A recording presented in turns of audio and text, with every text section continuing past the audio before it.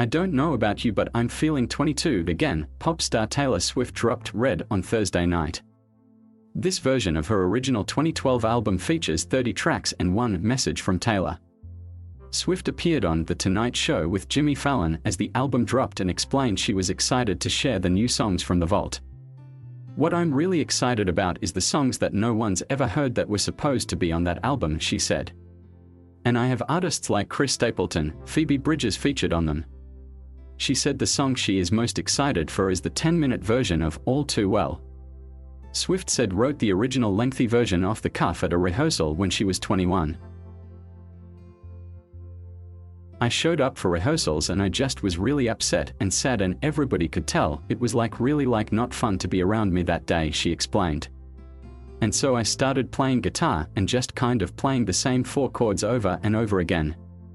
The band joined in and I started ad-libbing what I was going through. It went on and the song kept building and building and building in intensity."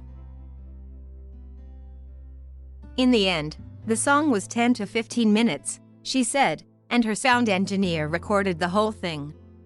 The new album features a version of that, even though Swift joked it was an absurd length for a song. "Who thinks they can put out a 10-minute song?" she laughed. "I mean, me. We want a 10-minute song," Fallon replied. "And that's what you'll get," she quipped. Friday evening, Swift will also release her new short film of the same name, All Too Well.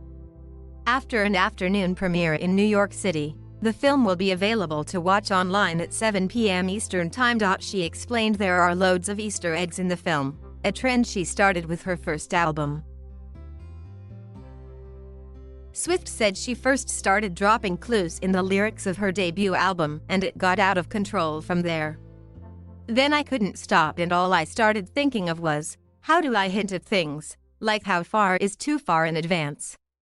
Can I hint at something 3 years in advance? Can I even plan things out that far? I think I'm going to try to do it," she laughed. "I think that it is perfectly reasonable for people to be normal music fans and to have a normal relationship to music. But if you want to go down a rabbit hole with us, come along, the water's great."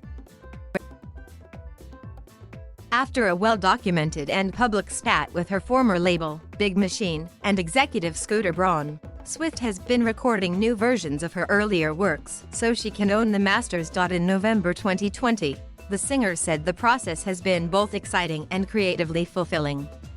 In April 2021, Swift re-released her 2008 album, Fearless. Her new version included several unreleased songs from the vault. Swift also released 2 sister albums in 2020, Folklore and Evermore. The 8th and 9th albums were a departure from the upbeat pop we've come to expect in recent years from the singer-songwriter. "There was something different with Folklore. In making it, I felt less like I was departing and more like I was returning," she wrote in December. "I loved the escapism I found in these imaginary/not imaginary tales." Swift still has to re-record her debut album, Taylor Swift, her 2010 album, Speak Now, her 2014 work 1989 and her 2017 album, Reputation. She is also slated to be the musical performer on Saturday Night Live this weekend.